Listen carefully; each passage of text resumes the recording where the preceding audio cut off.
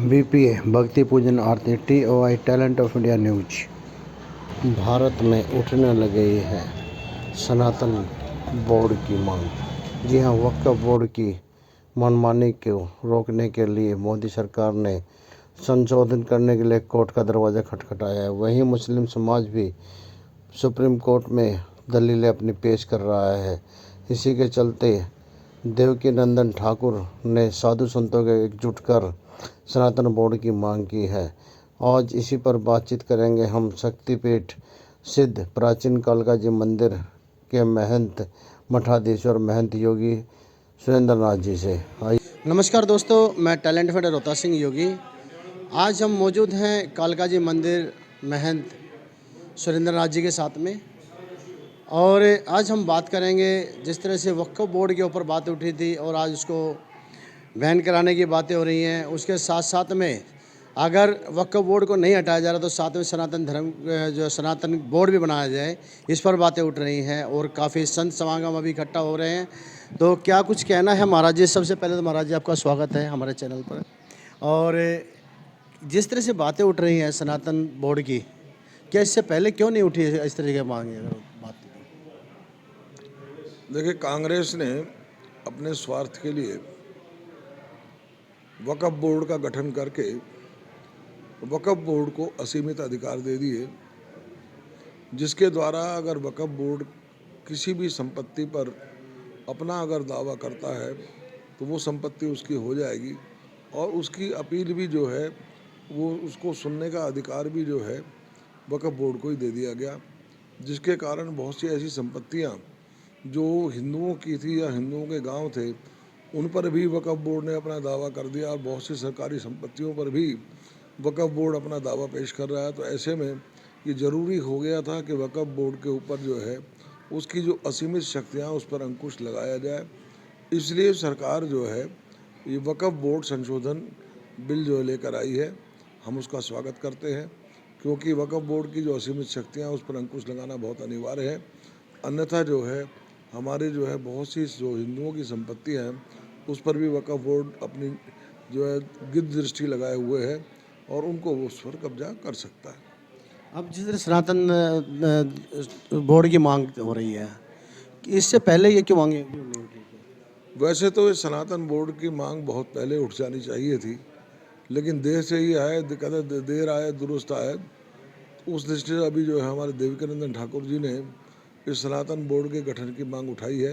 ये उनका जो है अभिनंदनीय और स्वागत योग्य कदम है, क्योंकि जो जितने भी अब आपने देखा होगा कि दक्षिण में हमारे लगभग 4 लाख मठ मंदिर सरकार ने अधिग्रहित किए हुए हैं, और उसके अलावा जितने भी बड़े बड़े मंदिर हैं, चाहे वो जगन्नाथ मंदिर है, वैष्णो देवी मंदिर है, केदारनाथ मंदिर है, ऐसे ही हमारे जो बहुत बड़े बड़े मंदिर हैं वो सरकार के अधिकार में हैं या सरकार ने उनको अधिग्रहित किया हुआ है।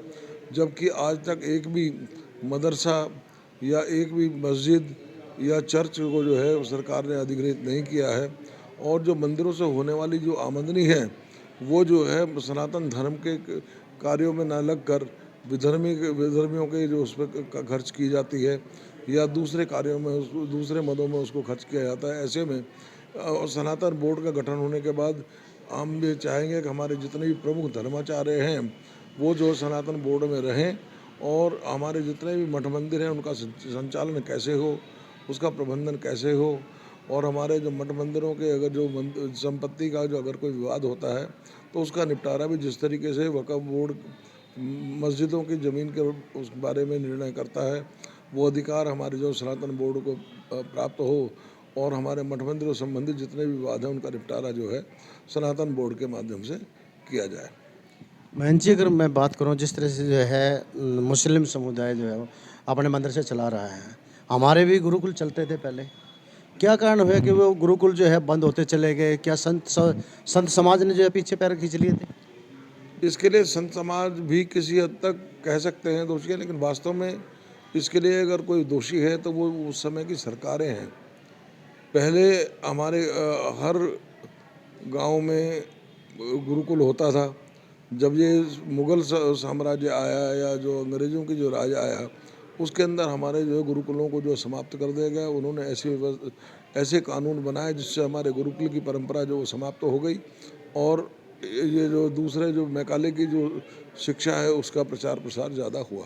तो इसमें किसको दोषी माना है, संत समाज को या निश्चित रूप से सरकार को। संत समाज को नहीं? नहीं, संत समाज तो आज भी प्रयास कर रहा है, वो अपने स्तर पर जो है। गुरुकुल को बंद तो जो है संत समाज ने किया ना, नहीं, गुरुकुल को बंद सरकारों ने किया। संत समाज चला रहा अभी भी। संत समाज तो अपने स्तर पर अपना प्रयास कर रहा है, वो गुरुकुलों की स्थापना भी कर रहा है और अपने प्रयास से जो है संस्कृत के प्रचार प्रसार में लगे हुए हैं। तो संत समाज को इसके लिए उतना ज़्यादा दोषी नहीं माना जाएगा जितना कि सरकार को। आपने भी प्रयास किया था जब धूपबत्तियों पे या किसी भी पैकेट के ऊपर देवी देवताओं की फोटो आया करती थी, आपने भी प्रयास किया था? तो देखिए, ये नहीं, वो काफ़ी हद तक सफल हुआ और मैं समझता हूँ कि हमारा इसके लिए हिंदू समाज ही इसके लिए दोषी है कि लोग अपने व्यापारिक हितों को साधने के लिए, अपने प्रचार प्रसार के लिए हमारे देवी देवताओं के फ़ोटो का इस्तेमाल करते हैं और उसके बाद वो फ़ोटो जो है इधर उधर फेंक दिए जाते हैं, पैरों में पड़ते हैं। तो उससे जो एक तरह से देखा जाए तो हमारे देवी देवताओं का अपमान होता है। तो हम तो सदैव ये मांग करते रहे हैं कि इस तरह व्यापारिक अपने प्रचार प्रसार के लिए या अपने किसी भी उत्पाद पर जो है देवी देवताओं का फ़ोटो ना लगाया जाए। इसके लिए हमारा हिंदू समाज ही दोषी है। अभी योगी जी ने कहा था कि बटोगे तो कटोगे। निश्चित रूप से जब जब हिंदू बटा है वो कटा है। आपने देखा होगा स्वतंत्रता आंदोलन के समय भी जिस तरीके से हमारा पार्टीशन हुआ, किस तरीके से पाकिस्तान से लाखों की संख्या में हमारे जो हिंदू कटकर आए और उसके बाद जो पाकिस्तान में, बांग्लादेश में, अफ़गानिस्तान में, कश्मीर में उस तरह की जो घटनाएं हुई हैं, जहाँ जहाँ हिंदू बाहुल्य नहीं रहा, जहाँ उसकी संख्या कम रही है और मुस्लिम बाहुल्य, वहाँ वहाँ हिंदू कटा है। अब 2025 का महाकुंभ आ रहा है और महाकुंभ में प्रयागराज में कह रहे हैं कि मुस्लिमों को कोई दुकानें नहीं दी जाएंगी। मैं बताऊं, जब काबे के अंदर जो किसी भी हिंदू का प्रवेश वर्जित है तो हमारे कुंभ में जो है मुसलमानों का क्या काम है? ना तो उनकी संतों के प्रति कोई आस्था है, ना गंगा माता के मैया के प्रति कोई आस्था है। ऐसे में मुस्लिमों पर जो प्रतिबंध लगाना बहुत ज़रूरी है, क्योंकि वह अभी देखने में आया है किस तरीके से वो खान पान में अपशिष्ट मिलाकर हमारे भोजनों को दूषित करते हैं। कहीं पर थूक जिहाद चल रहा है, कहीं पर जूस के अंदर पेशाब मिला रहे हैं। तो ऐसे ही जो है खान पान की चीज़ों में जिस तरीके से वो गंदगी फैलाते हैं, उसको देखते हुए ज़रूरी है कि मुसलमानों का जो कुंभ में जो प्रवेश वर्जित किया जाए।